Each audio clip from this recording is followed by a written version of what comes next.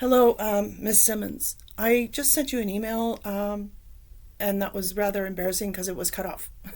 Anyway, my name is Tarra Shipman, and I am a 49-year-old lady who is married, who came from a Gen X generation for which, in her time, the R word was used on so many levels and very derogatory.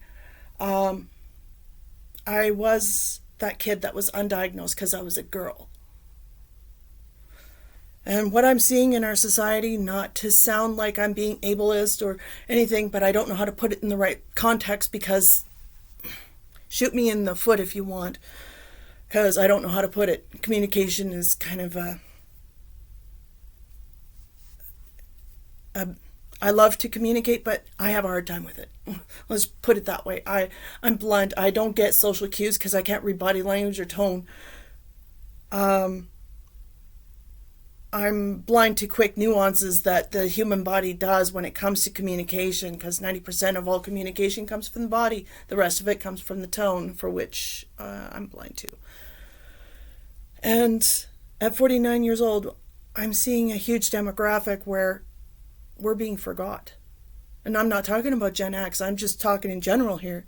Where if you're above 30 years old, it's like autism suddenly gets healed because either the kid went through ABA or suddenly learned how to mask its traits because everyone told them, you can't say that, you can't do that, you can't dress like that, act your age, can't you be more like?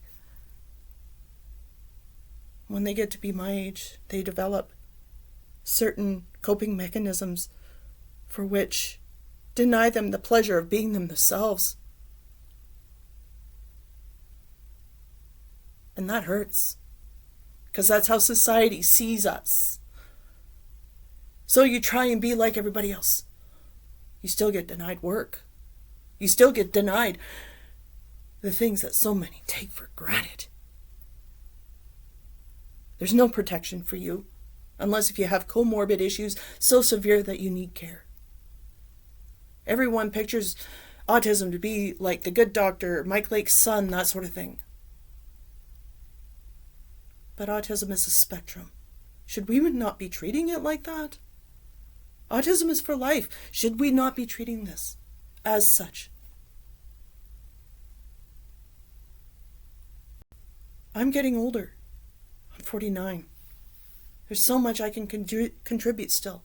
Just because I have a bad back and a bad knee and two bad wrists that I can't write with some days doesn't mean I can't make a video and tell you what it's like.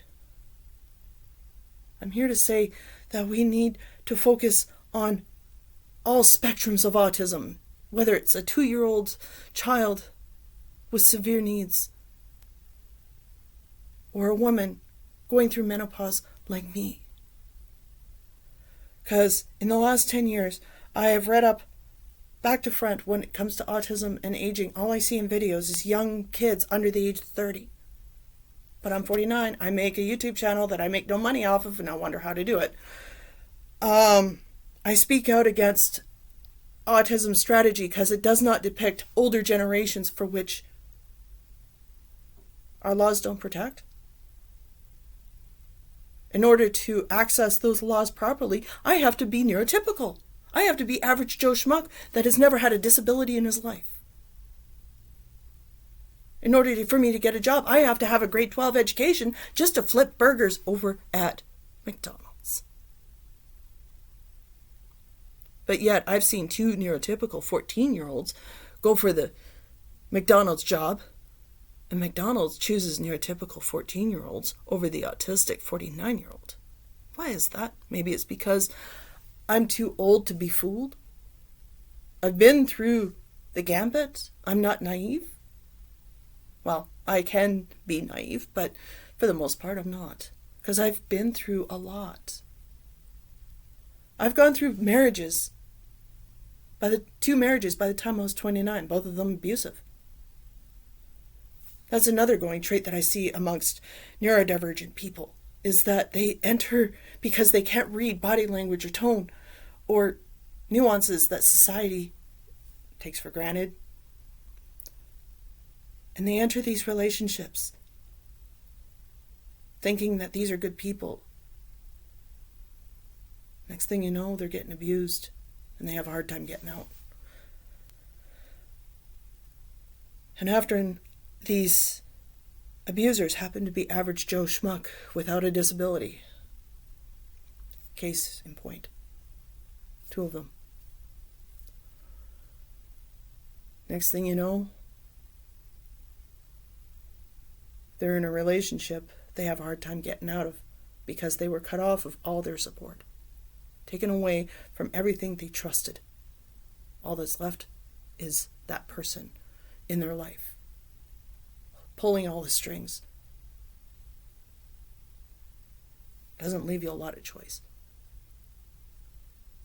I'm married for a 3rd time. I came from an era where people with disabilities, especially with autism or ADHD, only known in guys, so girls who have autism are, she'll grow out of it, she's just hyperactive and oversensitive, that sort of thing.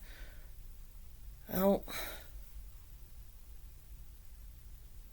hate to say this, whether I was ADHD as a kid or autistic as a kid, I'm still autistic now and I still have ADHD now. What I'm finding is a total disservice when it comes to our Canadian culture and our beliefs, when it comes to treating disabilities, especially those in the older generations who might be neurodiverse. Because I don't see a lot of education around getting older and what happens to the body, what a person can do to help mitigate certain circumstances or symptoms, especially if you're already possibly born with low dopamine or estrogen. It makes menopause a whole new ballpark. I mean, when I was a kid, yeah, there was sex education, but it was based off the average Joe Schmuck without a disability physiology. But what about those with disabilities? I don't see sex ed being done on that.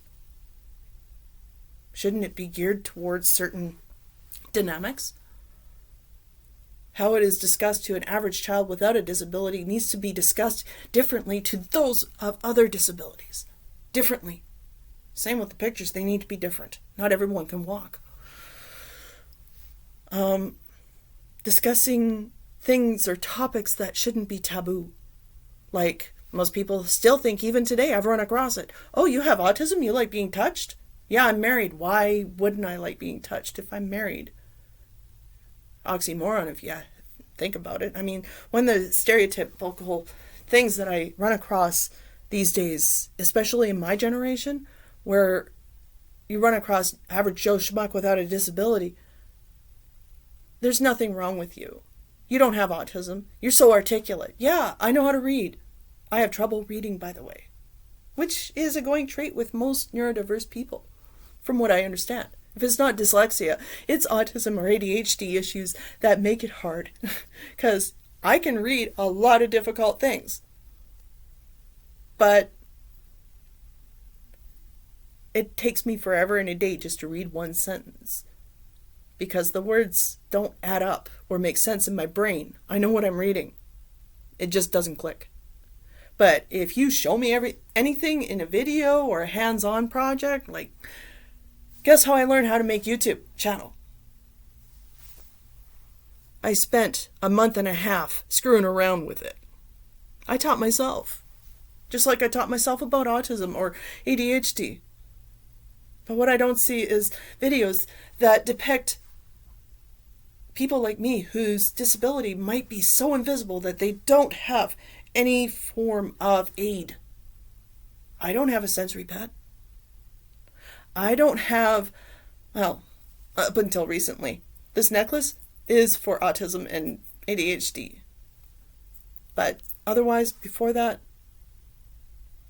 I look like average Joe Jane without a disability. I talk like people. And for many years, I hid my disability just to pretend to be normal because, heaven forbid, if I showed my true self, people would think I was angry or rude or different.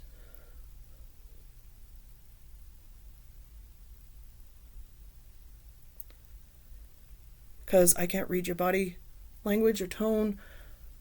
I come out as blunt or crass or rude or sounding angry when I'm not.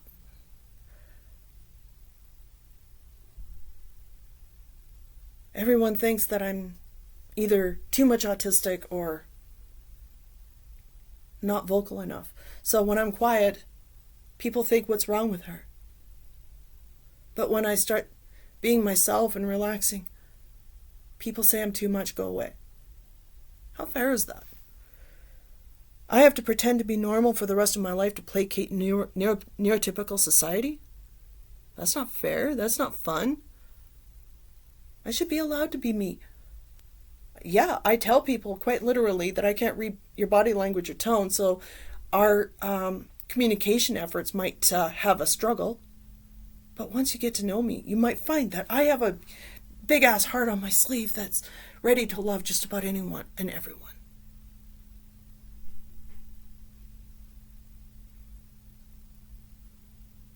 But we all know that not everyone wants to be loved. Not everyone's going to like you. And not everyone's going to understand. I've been a caregiver for almost 30 years. I have been in nursing homes. I've worked out in the community as a care provider. I've cleaned people's homes up until recent for many years. And that's because I couldn't get a job because, my experience, average Joe Schmuck would rather hire 2 neurotypical kids for one job that I could do alone. It's my experience. Actually, it happened to me on many occasions where I would get hired for about 2 weeks because I had a lot of experience in some situations. But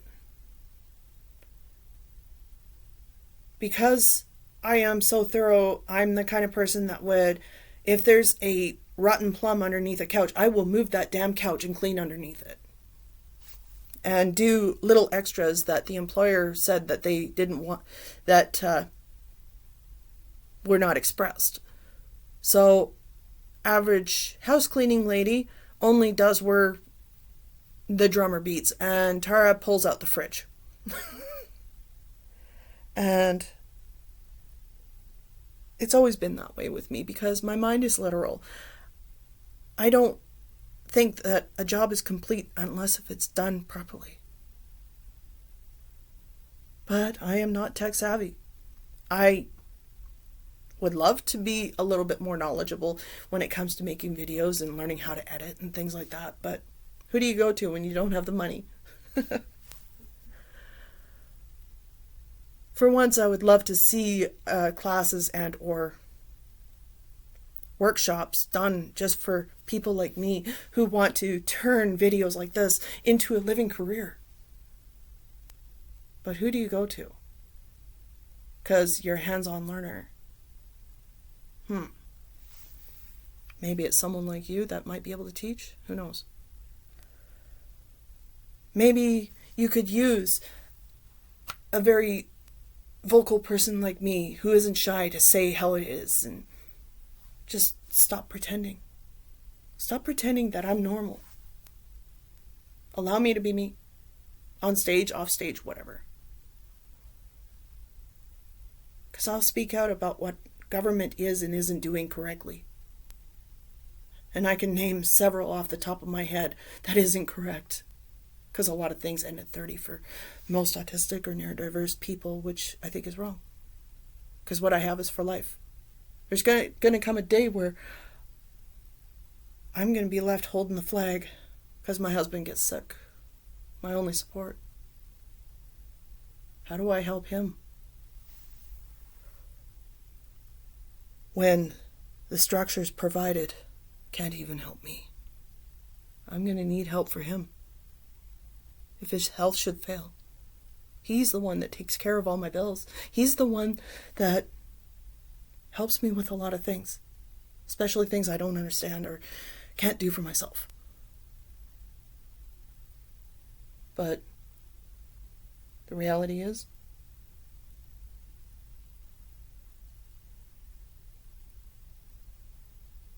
I can't do it alone. Because what I need doesn't even exist now. It did some 20 years ago when I came to Alberta. Person-centered programs work fantastic for me because they base their program on the needs of the individual, not this box system that's, yeah, I have access to PDD. But PDD only panders to those with severe comorbid disabilities for which I do not have. I'm not severe enough. I don't look disabled enough. Either they treat you like a baby or they talk over you.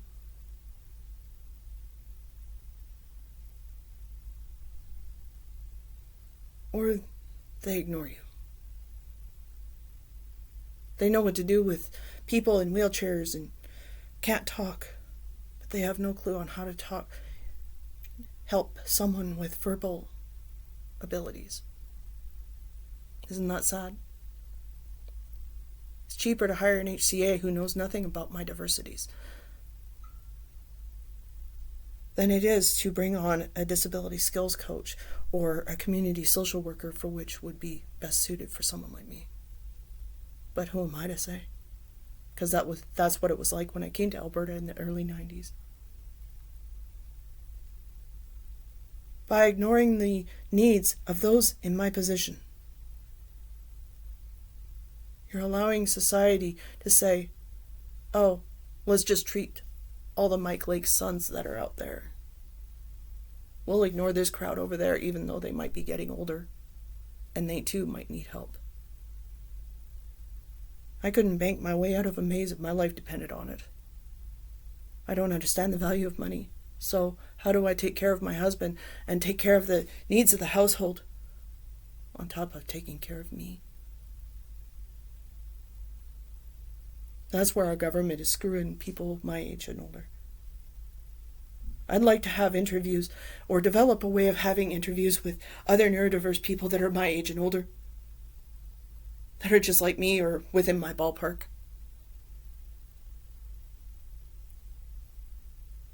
Because a good lot of us don't have access to PDD funding and don't know what is out there. But I've spent a long time trying to figure out what is out there and what isn't. Trust me. You can name off Gateway, you can name off whatever other goddamn society there is. And I'll come back. Thanks for the link.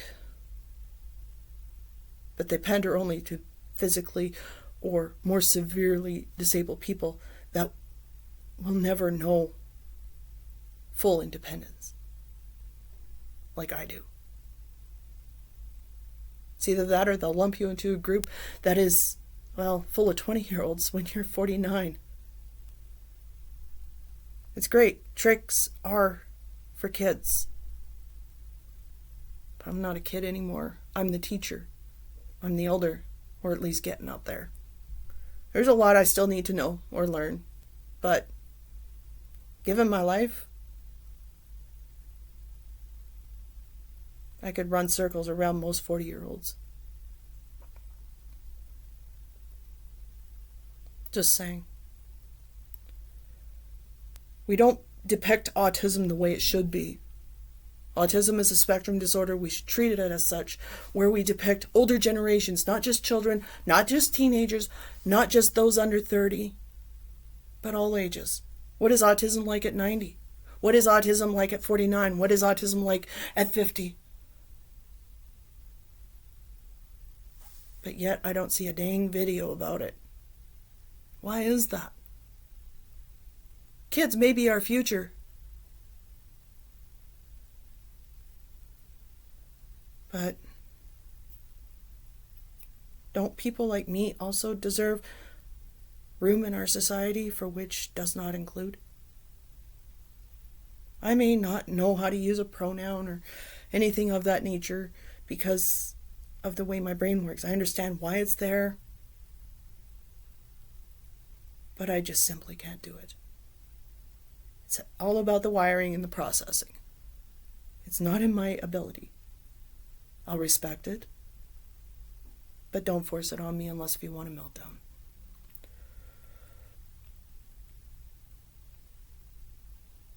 I want to learn how to do editing of videos like the one I'm giving you. I want to reach a greater audience and teach them about aging and autism. I want to bring in scientists and people who actually have worked in the field on neurodiversity and aging aspects and genetic traits that come along with aging aspects like dementia, Alzheimer's, that sort of thing. Maybe even come up with classes on how to, bandage a bed sore or take care of a bed sore, whatever.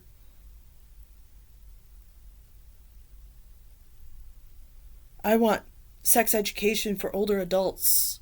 I want sex education for younger adults, but based for the neurodiverse person. I want education on menopause and having neurodiversity. The world's the oyster. And I believe that autism today can help me with that. If not, maybe autism today can show me where to go. 'Cause you're my last hope. Thanks.